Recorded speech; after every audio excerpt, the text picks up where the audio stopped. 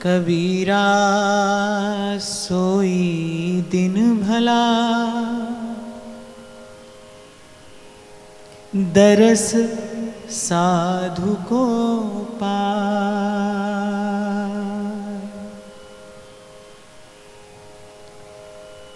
पदरज मस्तक लाइए,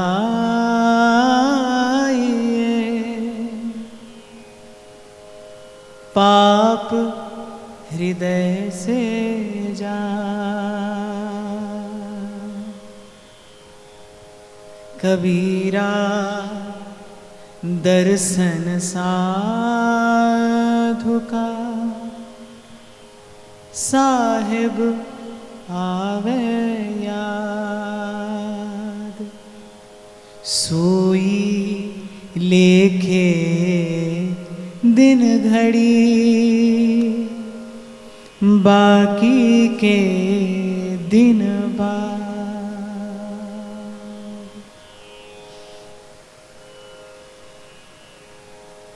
ये बात विचारणीय है, चिंतनीय है, और भजन के मार्ग पे चलने वाले जिज्ञासु को, साधक को इस बात का सतत विचार करना ही चाहिए कि सब भगवत प्राप्त महापुरुषों ने,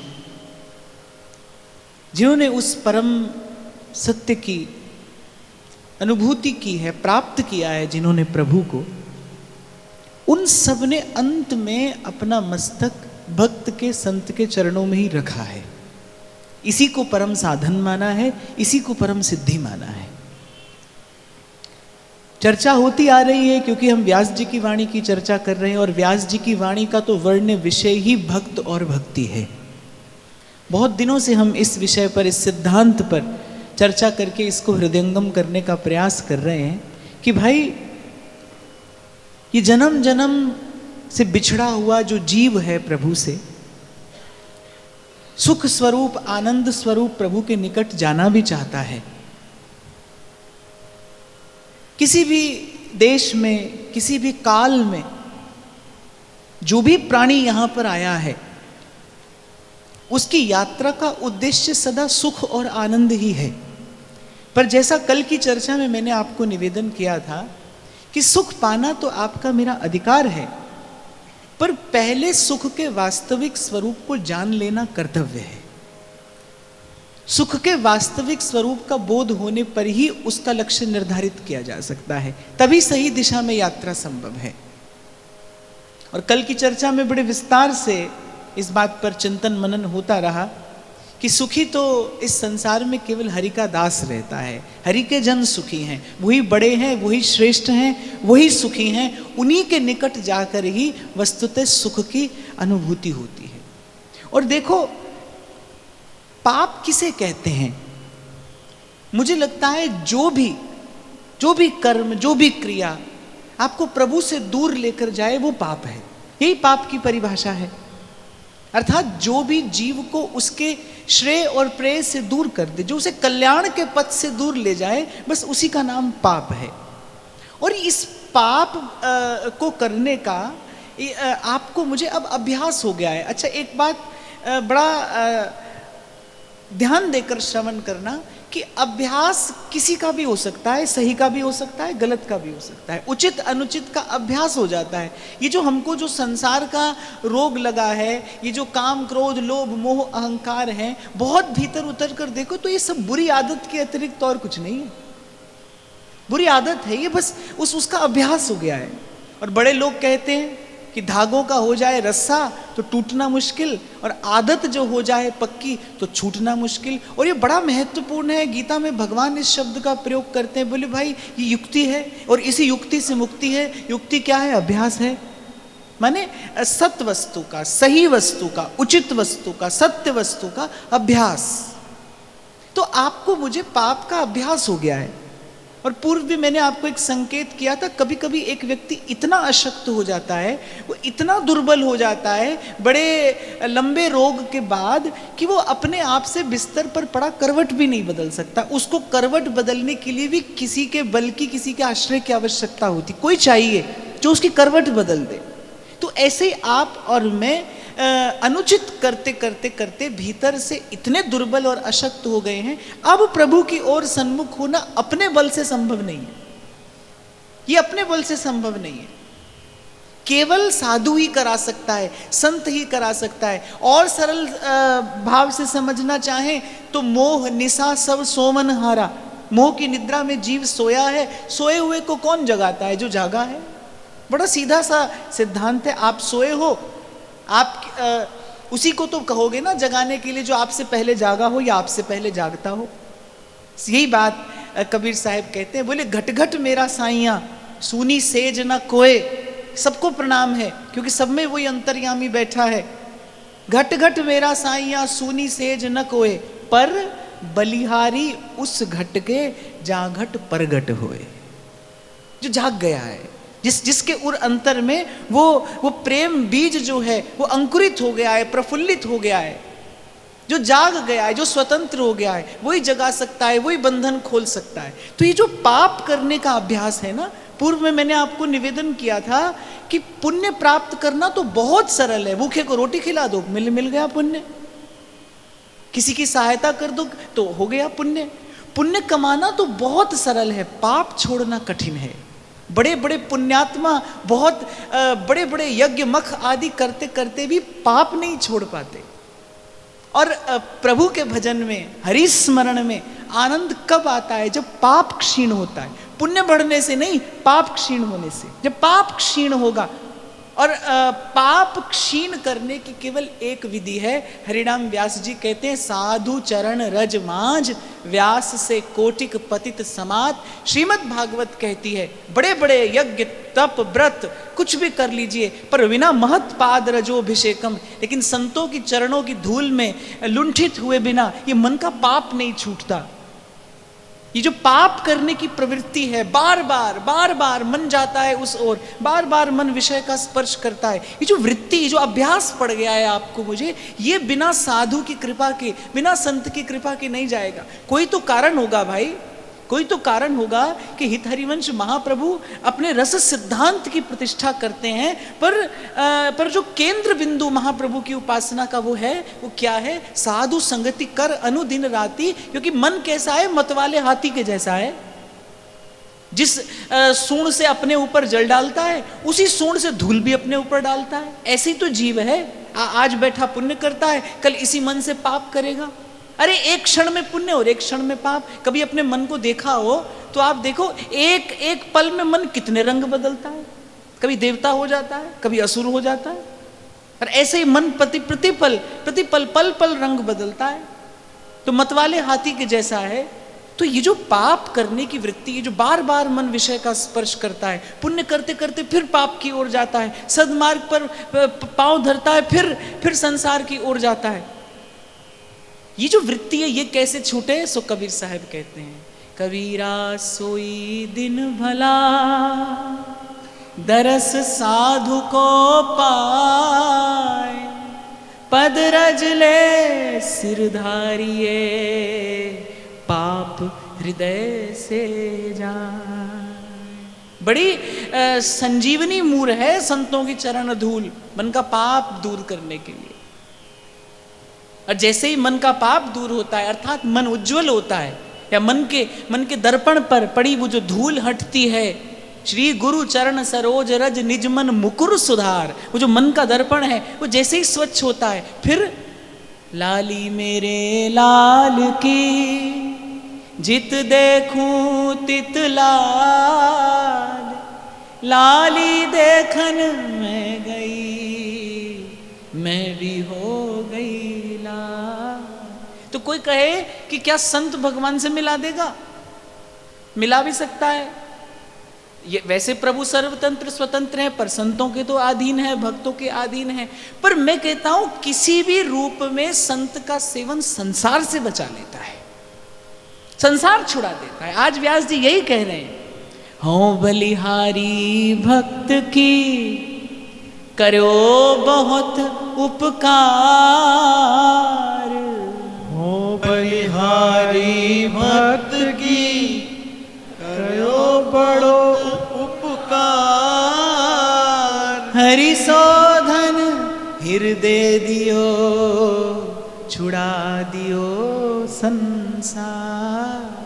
हरि सो धन हृदय दियो छुड़ा दियो संसार। प्रभु तो अपनी इच्छा, अपनी कृपा, अपने अनुग्रह, अकारण अनुग्रह से आकर जीव से मिलते हैं, पर संत की करनी क्या है, वो संसार छुड़ा देता है। जिसे मैं बार बार पाप की प्रवृत्ति, पाप का अभ्यास जो आपका मेरा स्वभाव बन गया है, ये संत इससे मुक्ति करा देता है। सो व्यास जी कह रहे, हो बलिहारी भक्त की कियो बड़ो उपकार। ये उपकार साधु ने किया है भाई, ये कोई साधन नहीं कर सका, ये किसी साधन से नहीं हुआ। सब है रसायन हम किया, सब किया हमने, पर ये नहीं हुआ, पाप नहीं छूटा। ये जो मन बार बार विषय का सुख लेना चाहता है, वो जो मन की चाह है, संसार के सुख से लिपटे रहने की वो जो मन की चाह है ना, वो चाह नहीं मिटी। और पहले भी मैंने चर्चा की, भाई आंख दो है, हाथ दो है, कान दो है, पांव दो है, मन तो एक है। और मन ऐसा है, एक समय में दो स्थान पर नहीं लगता, एक समय में एक ही स्थान पर रहेगा। तो जिस मन में संसार की चाह है, उस मन में प्रभु की चाह कैसे हो? और प्रभु की चाह का नाम ही भक्ति है। भक्ति किसे कहते हैं? भगवान की इच्छा का नाम भक्ति है। भगवान से मिलने की इच्छा हो तो भक्ति है। तो व्यास जी कह रहे हैं, भाई बलिहारी भक्त की है, उसने बड़ा उपकार किया है। समर्थ संत हो तो भाई मैं फिर कह रहा हूं, वो भगवान से भी मिला सकता है। एक एक क्षण में भगवत प्राप्ति करा देने की सामर्थ्य किसी किसी समर्थ संत में होती है। पर मैं कहता हूं कि साधु कोई भी हो, उसके संग से इतना लाभ अवश्य होता है। हरि सो धन हृदय दियो छुड़ा दियो संसार। बड़े हरि के जना, बड़े हरि के जना। व्यास जी तो कहते हैं, सोई घड़ी सोई पल सोई छिन सोई दिन, जब ही मिलत मेरे प्यारे के प्यारे। मतलब बस वही घड़ी घड़ी है, वही दिन दिन है। सोई लेखे दिन गिनो, बाकी के दिन बाद। कबीरा दर्शन साधु का, साहिब आवे यार। सोई लेखे दिन घड़ी, बाकी के दिन बाद। ये किसी साधन से नहीं होगा बाप, ये गुण साधन ते नहीं हुई। मैंने अपने जीवन में बहुत बार अनुभव करके देखा भाई, संतों की कृपा से जो साधक जीवन जीने का अवसर मिल रहा है, इस समय में एक बात मैंने अनुभव की, कुछ ऐसा है भाई जो अपने प्रयास से नहीं होता, और वो है मन का विषय का रस छोड़ देना। ये अपने प्रयास से नहीं होता। है गुण साधन ते नहीं होई, तुम्हारी कृपा पाओ कोई कोई। और मैं तो कहता हूँ इस व्यवहार में, इस हिसाब किताब में पढ़िए ही मत कि साधु के मिलने से, संत की सेवा से, सत्संग से क्या होता है क्या नहीं होता। ध्रुवदास जी की बात मानिए, वो कहते हैं कहा न होई सत्संग ते। कोई प्रश्न करे सत्संग से क्या होता है, ध्रुवदास जी कहते हैं क्या नहीं होता है।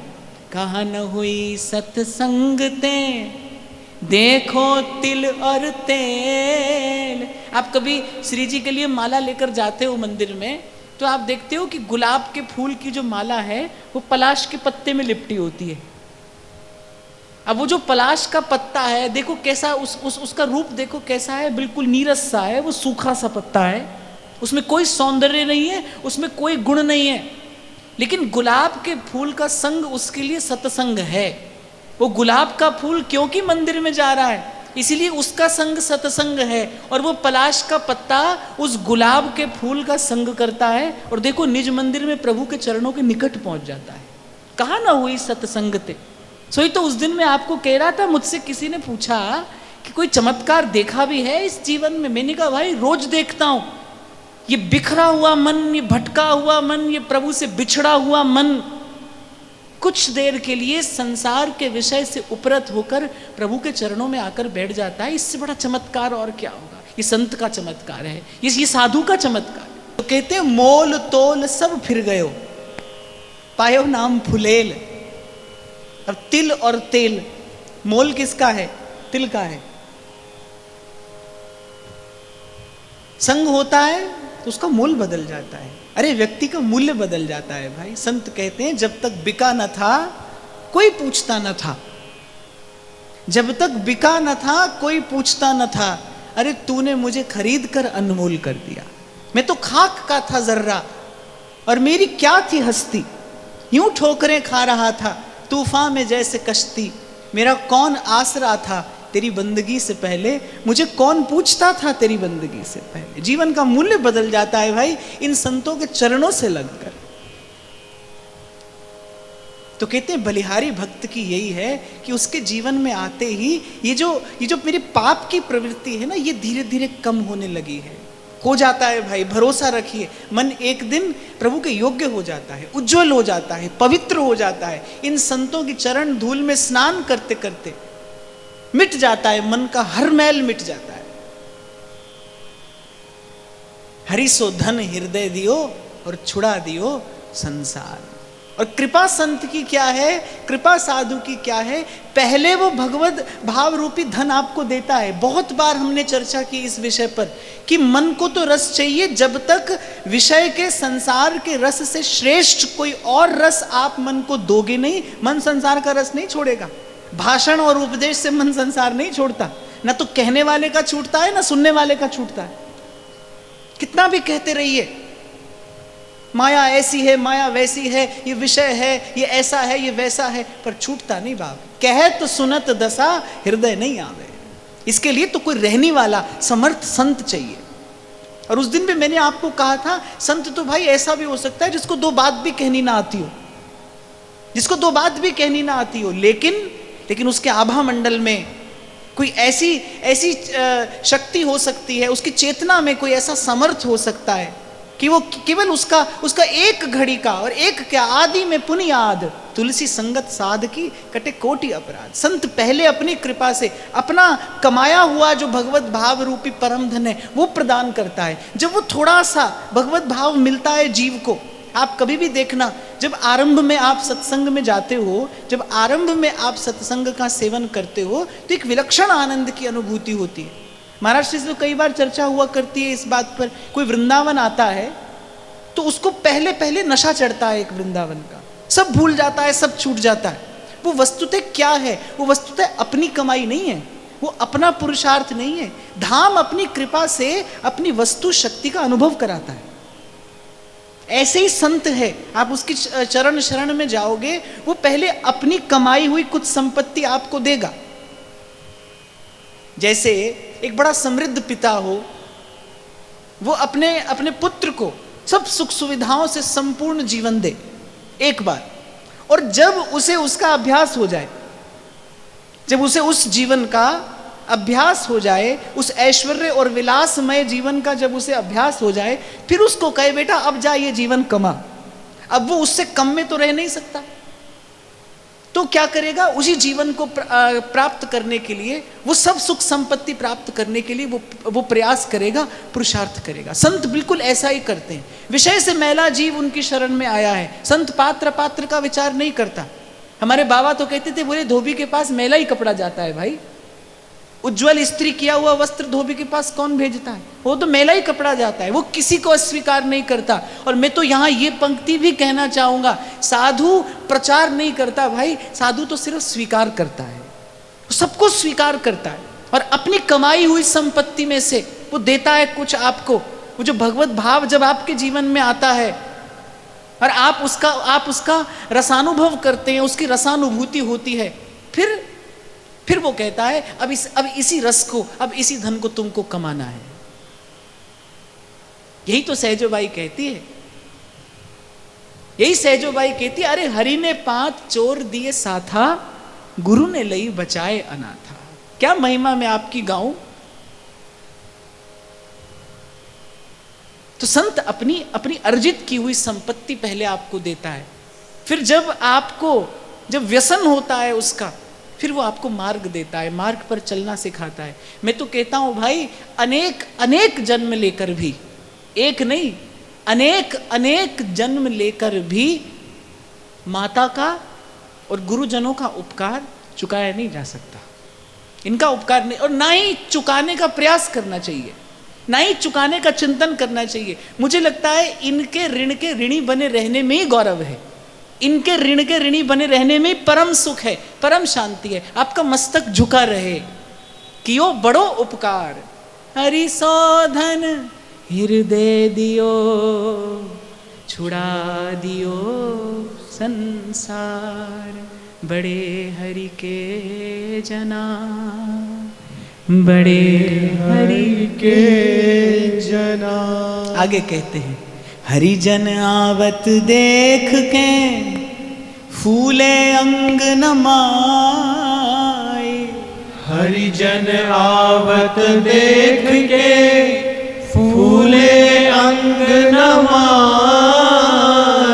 तन मन ले आगे मिले हिल मिल हरि गुण गाए, तन मन ले आगे मिले हिल मिल हरि गुण गाय। ध्रुवदास जी कहते हैं, जिनके जाने जानिए युगल चंद सुकुमार, हित ध्रुव तिनकी चरण रज ले ले सिर पर धार। और भजन शत में तो ध्रुवदास जी ने कहा है कि कभी भगवत भजन आप करते हो, भगवत सेवा करते हो, द्वार पर संत आ जावे तो अपनी भगवत सेवा छोड़कर भी पहले संत का सत्कार किया जाना चाहिए। आप ठाकुर जी की सेवा कर रहे हैं, आप श्री जी की सेवा में हैं, और द्वार पर कोई वैष्णव कोई संत आता है, तो वैष्णव आचार्यों की, रसिकाचार्यों की ऐसी आज्ञा है कि श्री जी की सेवा को जहां की तहां छोड़कर और पहले जाकर संत का, पहले जाकर गुरुजनों का सत्कार करना चाहिए। व्यास जी कहते हैं, हरिजन आवत देख के फूले अंग न माई। और एक बात मैं आपको और कहूं कि आप भजन के मार्ग पर चल रहे हैं और ठीक दिशा में आगे बढ़ रहे हैं, इसका लक्षण क्या है? मैं कई बार कहता हूं कि किसी लक्ष्य की ओर आप चलो तो आप ठीक दिशा में जा रहे हो, ये कौन बताता है? मार्ग तो सब एक जैसे ही दिखाई पड़ते हैं, वो जो मील का पत्थर होता है ना, वो बताता है कि हाँ भाई आप सही मार्ग पर हो और अपने लक्ष्य के निकट पहुंच रहे हो। आप भजन के मार्ग पर हो और आप सही दिशा में आगे बढ़ रहे हो। इसके लिए मील का पत्थर क्या है? इसके लिए मील का पत्थर यही है कि धीरे धीरे हरि के भक्तों में आपकी प्रीति बढ़ने लगे, साधु संतों के चरणों में आपका प्रेम, आपका स्नेह, आपकी निष्ठा, इसमें वृद्धि होने लगे। यही वो मील का पत्थर है, यही बताएगा आपको कि आप सही दिशा में आगे बढ़ रहे हैं। नहीं तो भाई गीता में तो भगवान ने भक्ति के 3 प्रकार बताए हैं। भगवान करे सात्विकी भी होती है, राजसी भी होती है, तामसी भी होती है, पर जो उत्तमा भक्ति है उसका लक्षण है ये, उसका ये गुण धर्म है, उसका ये प्रसाद है कि यदि आप विशुद्ध भजन के मार्ग पर आगे बढ़ रहे हैं तो उस भजन की कृपा से जो प्रभु के जन हैं उनके चरणों में आपकी प्रीति, आपकी अनुरक्ति, आपकी श्रद्धा उत्तरोत्तर बलवती होनी चाहिए। तो व्यास जी करें, हरिजन आवत देख के फूले अंग नमाए। भक्तमाल में तो ऐसे कितने संतों का पावन चरित्र है जिनका जीवन ही केवल यही था। वो केवल भोर से सांझ बाट जोते हैं कि कब कोई संत आएगा और हमारा आज का दिन सफल हो जाएगा, आज का दिन प्रभु के चरणों में निवेदन हो जाएगा। स्वयं व्यास जी, आपने बड़ी अद्भुत संत सेवा की। कहते हैं एक बार श्री व्यास जी के कुटिया में एक संत आ गए व्यास जी की परीक्षा लेने के उद्देश्य से कि बड़ा यश सुना है कि बड़े संत सेवी हैं, देखें तो कैसी संत सेवा करते हैं। अच्छा, सेवा केवल वस्तु से नहीं होती, सेवा वस्तु से नहीं होती, वस्तु भी आवश्यक है, कहीं कहीं वस्तु भी आवश्यक है, पर जो मूल आवश्यकता है वो तो संत चरणों में प्रीति है। तो व्यास जी की बड़ी प्रशस्ति सुनी थी। संत ने सोचा चलो परीक्षा लेकर आते हैं। दोपहर का समय था, आए, राजभोग का थाल श्री ठाकुर जी के पास जा रहा था। संत भगवान आए और कहा कि बड़ी भूख लगी है। तो व्यास जी ने बहुत विनम्रता पूर्वक कहा कि श्री ठाकुर जी को भोग लग रहा है, आप किंचित प्रतीक्षा करें, प्रसाद पाएं। संत ने कहा, अरे हम कह रहे हैं हमें भूख लगी है, तुम हमें प्रतीक्षा करने के लिए कह रहे हो, क्या ऐसी संत सेवा किया करते हो? व्यास जी ने कहा कि नहीं नहीं, मुझसे भूल हुई, अपराध हो गया, आप बैठिए, हमारे ठाकुर जुगल किशोर तो थोड़ी प्रतीक्षा भी कर लेंगे।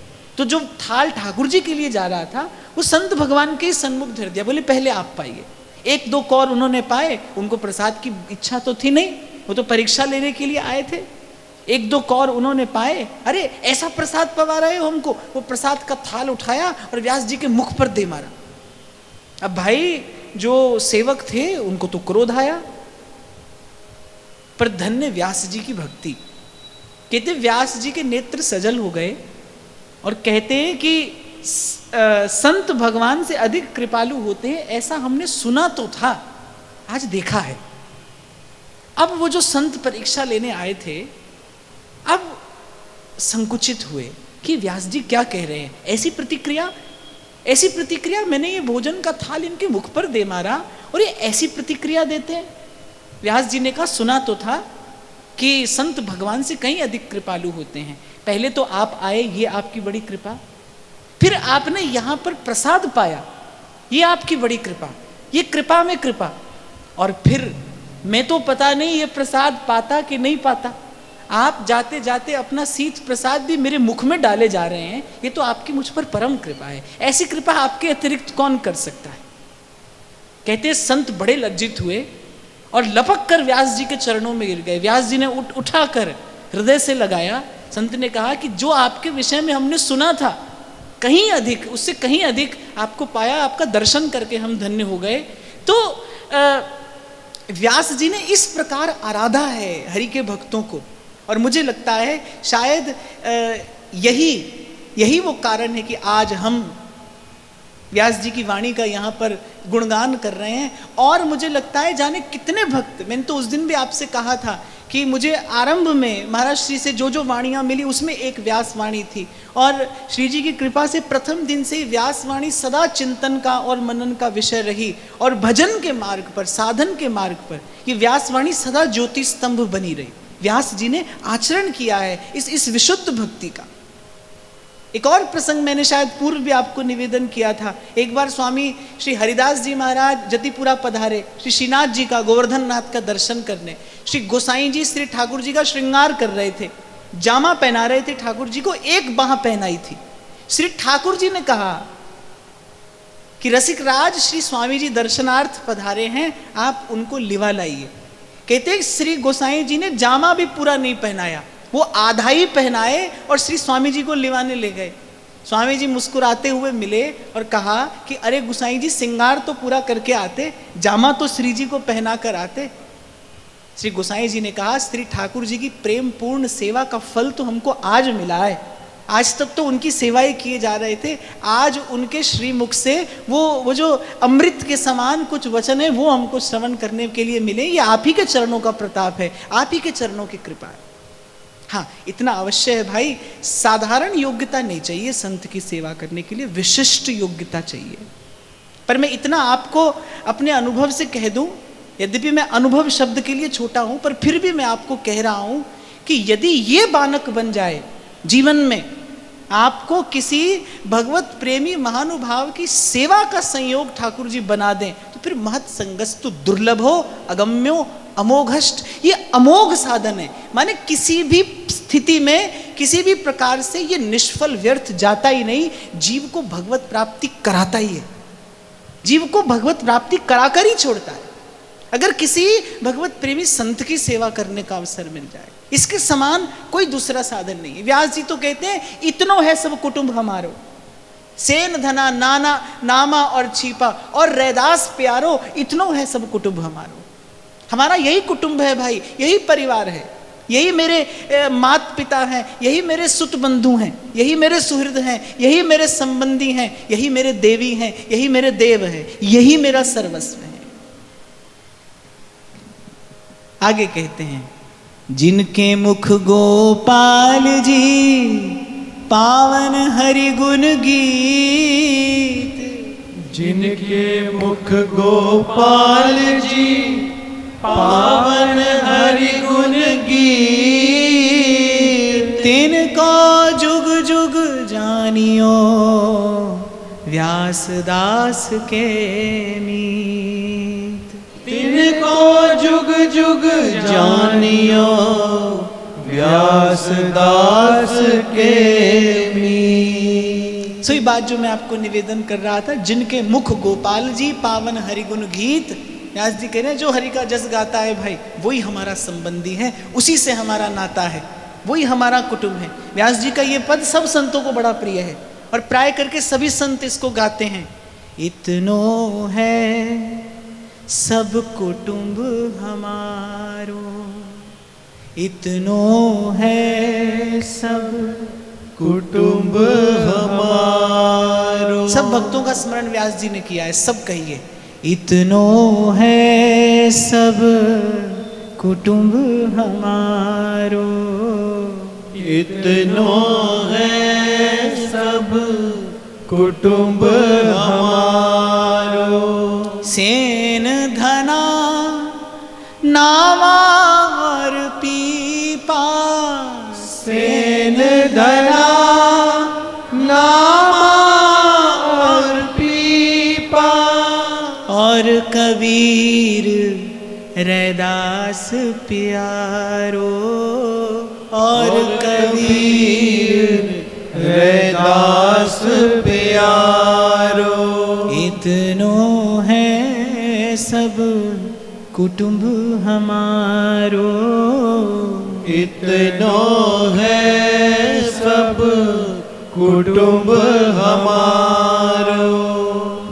आदि अंत भक्तन को सर्वस, आदि अंत भक्तन को सर्वस, राधा वल्लभ प्यारो, राधा वल्लभ प्यारो। आंसू को हरिदास रसिक, आंसू को हरिदास रसिक, हरिवंश न मोहे बिसारो, हरिवंश न मोहे बिसारो। इहि पथ चलत श्याम श्यामा के, इहि पथ चलत श्याम श्यामा के, व्यास ही बोरो भावे तारो, व्यास ही बोरो इतनो है सब कुटुंब हमारो, इतनो है सब कुटुंब हमारो। और सब भक्तों की स्तुति वंदना करने के बाद व्यास जी कहते हैं आंसू को हरिदास रसिक हरिवंश न मोहे विसारो, और इही पथ चलत श्याम श्यामा के, व्यास ही बोरो भावे तारो। अच्छा होता क्या था, कभी कभी उपहास भी होता था। व्यास जी की भक्तों के प्रति भावना देखकर जो नीरस लोग थे, जो भक्ति भाव से सर्वथा अपरिचित जन थे, या फिर जो घोर कर्मकांडी थे, वो व्यास जी की इस भावना का कभी उपहास भी करते थे। पर व्यास जी कहते हैं कि भाई हमारा मार्ग अब यही है, यही पथ चलत श्याम श्यामा के, व्यास ही बोरो भावे तारो। अब हमें डुबाइए या हमारा उद्धार करिए, मार्ग हमारा यही है। राधा वल्लभ लाल के श्रीअंग सेवी हुए श्री कल्याण पुजारी जी, और कहते हैं कि अपनी सेवा के बल पर ही उन्होंने श्री जी की श्रीअंग सेवा पाई। कोई कोई कहता है कि ब्राह्मण थे, पर कुछ निश्चित नहीं है, क्योंकि उनके विषय में तो ये कहा जाता है कि बड़ा अथक परिश्रम उन्होंने किया जब श्री राधा वल्लभ लाल जी का ये पुरातन मंदिर बन रहा था। और इतिहासकार तो ये भी लिखते हैं कि इतना परिश्रम शरीर से ब्राह्मण शरीर नहीं कर सकता, वो क्षत्रिय ही थे। खूब परिश्रम उन्होंने किया, और कैसा परिश्रम करते थे, दिन भर सेवा करते थे सबसे अधिक। और कहते हैं कि जब सेवा के निमित्त श्री गोसाई जी नित्य प्रति कुछ दिया करते थे, सेवा करने में सबसे आगे और लेने के समय सबसे पीछे, लेते ही नहीं थे, बस सेवा ही किए चले जा रहे थे। श्री गोसाई जी की भी दृष्टि उन पर थी, कहते जब मंदिर का निर्माण कार्य पूरा हो गया तो श्री वनचंद्र महाप्रभु ने एक दिन उनको बुलाकर कहा कि हमने देखा है कि इस मंदिर के निर्माण में आपने अथक परिश्रम किया है, आपने अपने हृदय की बड़ी गाढ़ी प्रीति से ये सेवा की है और कभी कुछ स्वीकार नहीं किया, आपने कभी कुछ स्वीकार नहीं किया, पर हमारे हृदय की प्रसन्नता के लिए आज आपको कुछ स्वीकार करना होगा। श्री जी नए मंदिर में विराजमान हो रहे हैं, आपने बड़ा अथक परिश्रम किया है, आपको कुछ ना कुछ हमसे स्वीकार करना होगा। कहते हैं श्री कल्याण पुजारी जी ने कहा कि यदि देने वाले आप हैं और आप अपनी इच्छा से मुझे दे रहे हैं, एक होता है कि याचक के मांगने पर दाता दे, पर कभी कभी दाता का ही मन बड़ा प्रसन्न होता है, वो अपनी इच्छा से ही देना चाहता है। बोले एक तो देने वाले आप हैं और फिर आप प्रसन्न होकर दे रहे हैं, अपनी इच्छा से दे रहे हैं, तो मैं कोई साधारण वस्तु मांगने की मूर्ता नहीं करूंगा। क्या चाहते हैं? बोले राधा वल्लभ लाल की श्रीअंग सेवा मुझे प्रदान करिए। और श्री गोसाई जी ने श्रीअंग सेवा प्रदान की। और श्री कल्याण पुजारी जी का जीवन कैसा था कि श्री जी की सेवा में भी जब वो किसी परम रसिक संत का दर्शन करते थे तो वहीं सेवा से निकलकर उनका चरणामृत पान किया करते थे। अब मंदिर में तो अपरस अपरस आदि का विचार किया जाता है, किया भी जाना चाहिए। तो जो उस समय का जो समाज था वो बड़ा आक्षेप करता था और इतना आक्षेप हुआ कि एक दिन तो श्री कल्याण पुजारी जी ने दुखी होकर वो जो निज मंदिर की चाबी थी वो श्री गोसाई जी को दी और आप मानसरोवर चले गए, सेवा में नहीं आए। जो बहुत वितंडावाद होने लगा। और वैष्णव का यही धर्म है भाई, भक्त का यही धर्म है। जब बड़ी कोई ऐसी परिस्थिति आ जाए ना तो मन को उलझाने की बजाय अच्छा है कि थोड़ी सी दूरी बना ली जाए किसी भी स्थिति में। एक बात मैं आपको बड़ी विनम्रता पूर्वक कहूँ, आप सब साधक हैं, जीवन में बड़े बड़े द्वंद आएंगे, बड़ी बड़ी स्थितियाँ परिस्थितियाँ कर्म के प्रारब्ध के बस आती हैं। एक प्रयास करना, बड़ी से बड़ी क्षति होती हो जाए, मन मैला ना हो, आपके चित्त की सहजता समाप्त ना हो, क्योंकि भजन मन से करना है, शरीर से निर्वाह करना है, संसार का व्यापार करना है, व्यवहार करना है, पर प्रभु से प्रेम मन से करना है। आपका मन सहज रहे, आपका चित्त सहज रहे। श्रीमद् भागवत कहती है दूरम उपाय, कभी कोई ऐसी स्थिति आ जाए उलझिए मत, शांत होकर दो पग की दूरी बना लीजिए। एक मार्ग सदा रहता है भाई, प्रेम का और शांति का मार्ग ऐसा है जो सबके लिए सदा खुला है, सबके लिए सदा खुला है। आप देखिए श्री कृष्णदास जी अधिकारी ने श्री गोसाई जी का दर्शन बंद कर दिया, तो कुछ नहीं कहा, बस प्रभु से प्रार्थना करते रहे। प्रभु ने कहा कि अरे अधीर होते हो, मेघ तो समय आने पर बरसेंगे, अधीर मत होइए। गोसाई जी ने कहा प्रभु हमारी प्रार्थना तो सुनते ही रहिए, मेघ तो समय आने पर ही बरसते हैं, पर चातक अपनी रट तो नहीं छोड़ता, हम तो रट लगाए हैं। मीरा कहती है ना, गिरधर मारी अर्जी सुन लो और मानो ना मानो थारी मर्जी। मैं तो अर्जी कर रही हूँ, आप मैं मानने के लिए आपको विवश नहीं कर रही, बाध्य नहीं कर रही, लेकिन अर्जी है, आप सुन लीजिए तो आपका मन सहज रहे। तो कल्याण पुजारी जी ने जब देखा कि भाई बहुत सी बातें हो रही हैं, एक वितंडावाद सा खड़ा होता जा रहा है, तो उन्होंने उस स्थिति से अपने मन को दूर बनाने के लिए, अपने मन को चित्त को सहज रखने के लिए निज मंदिर की चाबी श्री गोसाई जी को दी, आप मानसरोवर चले गए। कहते हैं 2 दिन राधा वल्लभ लाल ने भोग नहीं लगाया, प्रसाद नहीं पाया। दूसरे दिन श्री गोसाई दामोदर वर जी को स्वप्न में आकर श्री राधा वल्लभ लाल ने कहा कि हमें केवल उसी की सेवा प्रिय है, हम 2 दिन से भूखे हैं, हमने 2 दिन से जल भी नहीं पिया है। कहते श्री गोसाई जी ने स्वयं श्री कल्याण पुजारी जी को बुलाया, हृदय से लगाकर उनके हाथ में मंदिर की चाबी देते हुए कहा कि श्री जी के वास्तविक सेवा अधिकारी तो आप ही हैं, श्री जी की सेवा पर अधिकार आपने ही पाया है, वास्तविक सेवा अधिकारी आप हैं। तो कहने का तात्पर्य मेरा ये है कि भक्तों ने, जिन्होंने प्रभु को पाया है, जिन्होंने प्रभु को रिझाया है, उन्होंने भक्त भजन के बल पर ही रिझाया है। बड़ी गाढ़ी प्रीति, ऐसे अद्भुत व्यास श्री कल्याण पुजारी जी की पद रचना है, अद्भुत पद रचना है उनकी, ऐसी गाढ़ी प्रीति, सदा छके हैं नित्य विहार की भावना में, लेकिन द्वार पर कोई संत आया देखते हैं तो दौड़ कर जाते हैं, उसके चरण रज माथे पर चढ़ाते हैं, बड़ी शीघ्रता से उसका चरणामृत ले लेते हैं, क्योंकि जानते हैं ये जो प्रभु के चरणों में ये विलक्षण प्रेम प्रीति हमने पाई है, ये इन्हीं चरणों की धूल के बल से पाई है। व्यास बड़े हरि के जना, जिनको हरि सो मित, निस्दिन ते माते रहे सदा प्रफुल्लित चित्त। सो मैं आपको निवेदन कर रहा था भाई कि देखते रहना ये मील का पत्थर कब आता है जीवन में, जब अखंड अनुराग, जब अगाध प्रीति अनुभव होने लगे प्रभु के दास के चरणों में, हरि के भक्त जब प्रिय लगने लगे।